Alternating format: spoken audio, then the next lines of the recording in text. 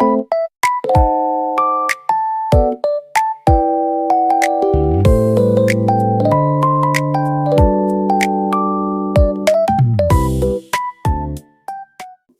pagi dan berjumpa kembali dengan saya, Syifa Putri Salsabila selaku moderator pada talk show hari ini. Suatu kebahagiaan bagi saya karena bisa menjadi moderator untuk memimpin diskusi mengenai tema yang cukup dekat dengan kehidupan mahasiswa saat ini, yaitu tentang kesetaraan gender di kalangan mahasiswa. Sudah setara atau masih menjadi wacana? Jika kita perhatikan, isu kesetaraan gender ini memang sering dibahas, baik di lingkungan kampus, organisasi, media sosial, bahkan juga dalam kehidupan sehari-hari. Namun tanpa kita sadari, masih ada berbagai penilaian maupun perlakuan tertentu yang dipengaruhi oleh gender seseorang. Padahal lingkungan kampus ini menjadi ruang terbuka dan juga ruang aman untuk siapa saja berkembang tanpa adanya batasan. Nah, untuk membahas hal tersebut lebih lanjut, hari ini saya sudah ditemani oleh narasumber hebat kita pada hari ini yang tentunya memiliki sudut pandang yang menarik. Yang pertama ada Saudari Nabila Kalisa, sebagai mahasiswi aktif organisasi yang cukup dekat dengan dinamika kampus. Kemudian ada Saudari Raisa Anggraini, ya sebagai mahasiswi dari perspektif pendidikan. Dan kemudian yang terakhir ada Saudari Sabila Adriani. Ya, selamat pagi. Saudari Sabila ini yang akan melihat isu dari sudut pandang sosial dan juga budaya. Baik semuanya, apa kabar hari ini? Halo, baik. Iya. Apa kabar? Alhamdulillah saya juga baik-baik aja. Saya senang sekali mendengarnya jika semuanya dalam keadaan baik-baik saja. Termasuk tentunya pemirsa juga saya harap dalam keadaan baik-baik saja. Semoga juga diskusi kita hari ini dapat berjalan lancar dan tentunya mendapat sudut pandang terbaru tentang isu ini.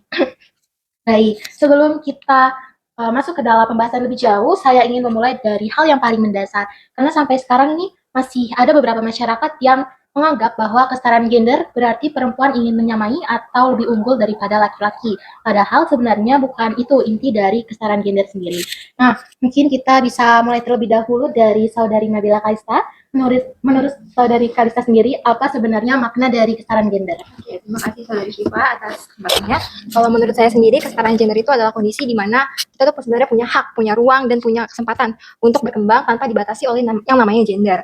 Nah, terus juga kan kalau misalnya kita lihat fakta lapangan ya teman-teman, tadi kan seperti yang sudah Kak Syifa singgung juga bahwasanya masyarakat itu masih memberikan label tertentu terhadap laki-laki atau perempuan. Misalnya tuh laki-laki dianggap lebih kompeten lah untuk menjadi seorang pemimpin, sedangkan perempuan tuh dianggap kurang kalau misalnya jadi pemimpin karena masih terlalu emosional. Nah, padahal kemampuan seseorang itu tuh tidak bisa ditentukan hanya dari gendernya saja, seperti itu.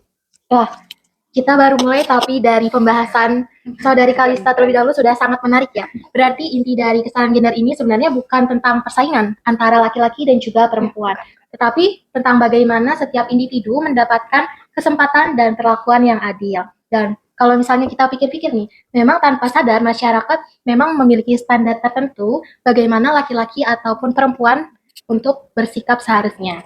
Nah, kemudian saya penasaran dengan sudut pandang Raisa sendiri. Apakah mahasiswa saat ini sudah benar-benar memahami konsep kesetaraan gender dengan baik?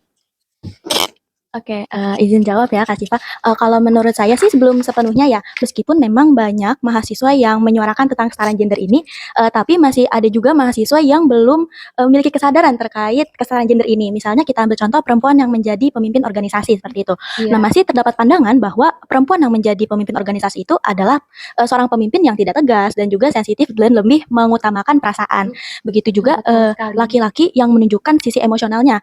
Ada pandangan bahwa lelaki yang seperti itu dicap lemah dan juga tidak tegas seperti itu. Padahal tentu setiap orang itu memiliki kepribadian yang berbeda-beda. Kalau menurut saya seperti itu, Kak Syifa. Wah, dari sudut pandang Raisa juga tidak kalah menarik dengan tadi yang disampaikan oleh Saudari Kalista. Memang persoalannya bukan hanya soal perasaannya saja ya, tetapi juga tentang kesempatan dan juga pola pikir masyarakat yang masih dipengaruhi oleh stereotip tertentu. Dan mungkin nih, kalau misalnya saya boleh jujur, situasi seperti ini juga masih sering kita temui di sekitar kita. Mungkin juga pemirsa juga merasakan hal seperti itu. Nah, kalau kita berbicara tentang kehidupan kampus saat ini, menurut Saudari Sabila sendiri, apakah ketidaksetaraan gender ini masih terlihat di lingkungan mahasiswa? Oh ya, menurut saya masih ya, bahkan sering gitu. Dan sekarang ini bentuknya tuh lebih halus dan juga masih banyak yang menganggap hal tersebut normal. Nah, misalnya kalau di kampus itu bias gender itu sering sekali muncul ketika sedang bercanda, sedang melakukan pembagian tugas, ataupun cara seseorang tersebut diperlakukan di suatu organisasi atau di diskusi dalam diskusi gitu. Nah, contohnya ini perempuan itu sering sekali ditugaskan dalam hal konsumsi, kemudian dalam hal administrasi dan juga dalam hal dekorasi. Kenapa? Karena perempuan itu sering dianggap lebih teliti. Nah, sedangkan laki-laki itu masih sering ditugaskan untuk menjadi koordinator di lapangan langsung dan juga ditugaskan sebagai pengambil keputusan. Mengapa demikian? Karena lelaki itu dianggap lebih kuat dan juga lebih tegas gitu. Nah, permasalahan ini itu dilakukan pembagian tugas seperti ini tuh bukan berdasarkan kemampuan dari individu tersebut, nah, tetapi dari asumsi gender yang sudah tertanam lama dalam pola pikir masyarakat. Kemudian juga ketika seorang perempuan aktif dalam bersuara, aktif dalam berpendapat, itu dianggap lebih dominan gitu. Sedangkan laki-laki jika melakukan hal yang sama, itu dianggap tegas dan juga percaya diri. Sering sekali saya temui ya. Jadi menurut saya mungkin memang ini terlihat kecil, terlihat sepele. Tapi jika dibiarkan terus-menerus, jika dinormalisasi terus-menerus, itu tidak baik. Itu akan muncul budaya yang tidak setara gitu. Ya, betul sekali. Ya, ternyata hal-hal seperti itu memang sering cukup terjadi ya. Bahkan kadang dianggap sesuatu yang biasa atau sekarang masyarakat ini sudah menormalisasikan. Padahal tanpa disadari, perlakuan seperti itu bisa lama-kelamaan menjadi kebiasaan yang membuat lingkungan menjadi kurang adil. Kalau misalnya kita lihat ya, sekarang juga mungkin sudah banyak perempuan yang sudah menjadi koordinator lapangan dan juga ada juga yang memimpin. Ya, jadi sekarang ini bentuk diskriminasi gender itu ada, tetapi mungkin tidak selalu terlihat lebih jelas ya, Saudari Sabila. Betul, bahkan sekarang itu bentuknya lebih terselubung ya. Bahkan juga masih banyak orang yang tidak sadar bahwa perkataannya atau perlakuan mereka terhadap seseorang tersebut itu merupakan ketidaksetaraan gitu, masih banyak sekali yang tidak sadar gitu. Ya, benar sekali. Dan juga pasti para pemirsa juga setuju. Nah, kalau dari pengalaman organisasi sendiri bagaimana nih? Karena biasanya organisasi ini menjadi salah satu tempat mahasiswa untuk berkembang dan juga berinteraksi. Mungkin bisa Saudari Kalista jelaskan terlebih dahulu, apakah Anda pernah melihat atau mungkin mengalami situasi seperti itu? Wow, oke. Kalau untuk mengalami mungkin belum ya, tapi kalau misalnya ngelihat itu sudah pasti melihat dan juga emang Iya. itu sering terjadi. Nah, misalnya nih, kalau misalnya organisasi kan ada yang namanya rapat dan mengemukakan pendapatnya. Nah, ketika laki-laki itu mengemukakan pendapatnya dengan nada yang tegas, orang-orang tuh kayak orang-orang tuh seperti langsung bilang, ini pasti jiwa kepemimpinannya ada. Tapi kalau misalnya perempuan yang mengemukakan pendapatnya dengan nada yang tegas, itu tuh justru malah dibilang, ih dia kok emosional banget, ih kok dia kok agresif banget gitu kan. Jadi Terus diremehkan ya? iya, jadi diremehkan. Terus juga saya pernah nonton presentasi mengenai SDGs kesetaraan gender, di mana tuh pembicaranya itu adalah seorang pemimpin dan pembicara itu adalah seorang perempuan dan dia tuh berkata, kenapa saya merasa disepelekan seperti itu ketika menjadi pemimpin. Terus juga seharusnya kan yang jadi utama itu kan harusnya adalah kemampuan memimpin itu tuh harusnya kemampuan memimpin itu harusnya ada dari pengalaman atau kemampuan komunikasinya gitu loh, bukan dari gendernya seperti itu.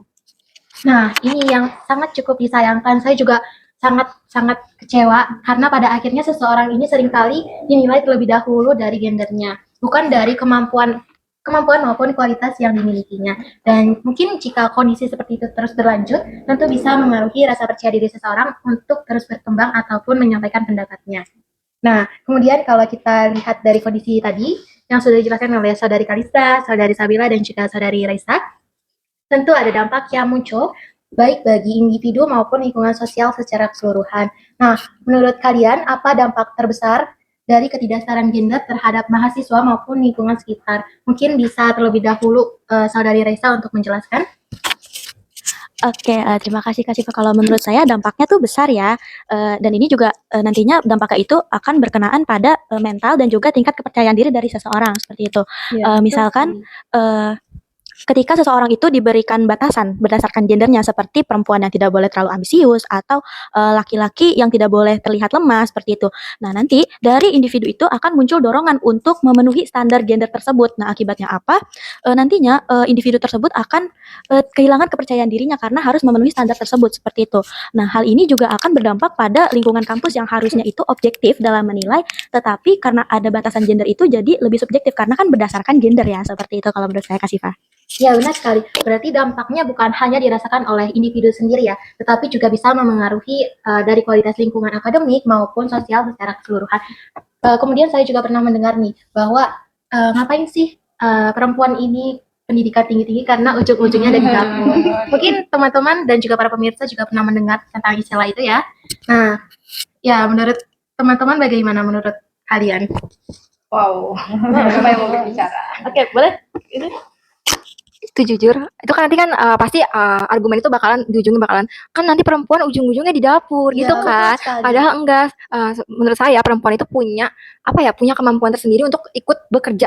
Kalau misalnya teman-teman lihat di sekolah kan pasti guru-guru banyak yang perempuan kan. Iya, betul, Nah, itu betul membuktikan bahwa pendidikan itu juga diperlukan oleh perempuan. Seperti itu mungkin dari saya. Iya betul, karena mungkin bisa buat anak atau dengan lingkungan Iya. sekitarnya. Ya, nah kemudian sekarang kan zaman sudah semakin canggih dan juga teknologi semakin berkembang ya. Dan tentu media sosial juga mempunyai pengaruh yang cukup besar terhadap cara pandang masyarakat untuk memandang sesuatu. Nah, menurut dari Saudari Sabila sendiri, apakah media sosial turut mempengaruhi cara masyarakat untuk memandang gender? Baik, saya izin menjawab ya. Media sosial itu sangat sekali berpengaruh terhadap isu ini ya. Bahkan jika saya analisis lebih dalam, itu media sosial mempunyai dua dampak sekaligus. Nah, di sisi pertama itu merupakan dampak positif. Jadi media sosial sekarang itu sudah banyak sekali ya para pengguna masyarakat itu yang membuat konten-konten yang sering mengedukasi soal isu kesetaraan gender ini nih. Baik dari TikTok, Instagram, X ataupun yang lainnya. Biasanya lebih sering muncul sih di X ya. Ini pasti Mbak-mbak di sini juga pengguna X. Nah, ini sering sekali mayoritas penggunanya memang sering sekali menyuarakan isu ini. Kemudian juga banyak sekali masyarakat yang sudah mengadakan kampanye positif untuk mengajak masyarakat lain lebih terbuka terhadap isu kesetaraan gender ini. Namun ada juga di sisi kedua ini dampak negatif ya menurut saya karena banyak juga nih biasanya di TikTok ya. Ya, banyak sekali konten yang berseliweran tentang stereotip gender ini atau biasanya orang-orang tuh nyebutnya standar TikTok. Nah, ya, jadi dari konten-konten tersebut itu banyak sekali muncul komentar-komentar yang bahkan tuh komentar dari sisi perempuan nih, perempuan harus berpenampilan rapi, harus berpenampilan tertutup, ataupun lelaki ini sering sekali dituntut untuk sukses, untuk kuat, tegar dan tidak boleh menangis, tidak boleh tahan banting. Ingat kan ya yang kasus kayak itu, iya harus tahan banting. Ya, jadi dari standar tersebut itu sering sekali orang-orang harus menjaga image gitu agar sesuai dengan ekspektasi orang lain gitu. Dari standar tersebut itu sangat negatif ya menurut saya. Begitu. Ya, betul sekali. Saya setuju dan juga mungkin para pemirsa juga setuju akan pendapat itu. Dan tanpa disadari standar seperti itu memang sering membuat seseorang harus memenuhi ekspektasi sosial tertentu agar bisa diterima oleh masyarakat sekitarnya. Mungkin dengan harus seperti ini, seperti itu, harus berpakaian menarik. Kalau misalnya laki-laki ini tidak boleh menangis karena kalau nangis nanti bisa dianggap lemah banget sih mungkin seperti itu ya. Nah, padahal setiap individu ini memiliki karakteristik dan juga cara berkembangnya yang berbeda-beda dan juga sesuai dengan masing-masingnya. Nah, setelah kita membahas realita dan juga dampaknya, sekarang kita akan membahas terkait dengan solusi dan juga harapannya. Menurut kalian, apa yang bisa dilakukan oleh mahasiswa untuk menciptakan lingkungan yang lebih setara dan juga saling menghargai? Mungkin bisa dimulai dari Saudari Kalista terlebih dahulu, kemudian Saudari Raisa dan juga Saudari Sabila. Oke, terima kasih. Kalau menurut saya ya, perubahan itu harus dimulai dari pola pikir. Jadi kita tuh harus belajar untuk menghargai seseorang berdasarkan kemampuan dan kualitas mereka tanpa memandang gender. Jadi semoga aja orang-orang udah mulai terbuka lah istilahnya dan melek lah akan isu kesetaraan gender seperti itu. Betul, terima kasih Saudari Kalista. Oke, izin nambahin juga setuju tadi sama Saudari Kalista. Selain itu juga perlu banget yang namanya edukasi ke masyarakat tentang kesetaraan gender ini bahwa stereotip itu sebenarnya tidak bisa dijadikan standar bagi seseorang seperti itu. Nah, Terima saya juga kasih Saudari Raisa. Dan kemudian yang terakhir Saudari Sabila. Nah, ya saya izin menambahkan juga ya, yang paling penting itu menerapkan budaya saling menghargai gitu. Jadi karena kesetaraan gender ini bukan tentang persaingan antara laki-laki dan perempuan ya. Iya, betul. Tetapi isu ini itu untuk menuntut kesetaraan yang untuk berkembang dan juga maju secara setara gitu. Ya, terima kasih Saudari Sabila dan juga terima kasih kepada narasumber-narasumber hebat kita pada hari ini atas solusi dan juga harapannya. Iya, tidak terasa kita sudah sampai pada penghujung talkshow hari ini. Dari diskusi yang sudah kita lakukan bersama, kita dapat memahami bahwa kesetaraan gender ini bukan tentang siapa yang lebih unggul, melainkan tentang bagaimana setiap individu mendapatkan kesempatan, penghargaan, dan juga ruang berkembang yang setara. Meskipun isu ini memang sering cukup dibahas, kenyataannya stereotip dan bias ini masih cukup sering ditemukan, termasuk di lingkungan kampus, organisasi, media sosial, dan juga lingkungan sekitar kita. Karena itu, perubahan pola pikir serta budaya saling menghargai menjadi langkah penting untuk menciptakan lingkungan yang lebih adil dan juga nyaman bagi semua orang. Terima kasih kepada Saudari Nabila Kalista, Saudari Raisa, dan juga Saudari Sabila atas diskusinya serta pandangannya yang sangat menarik hari ini. Dan tentunya terima kasih kepada para pemirsa yang telah menyimak talkshow dari awal hingga akhir. Saya Syifa Putri Salsabila selaku moderator pamit undur diri. Wassalamualaikum warahmatullahi wabarakatuh. Sampai jumpa pada talkshow berikutnya.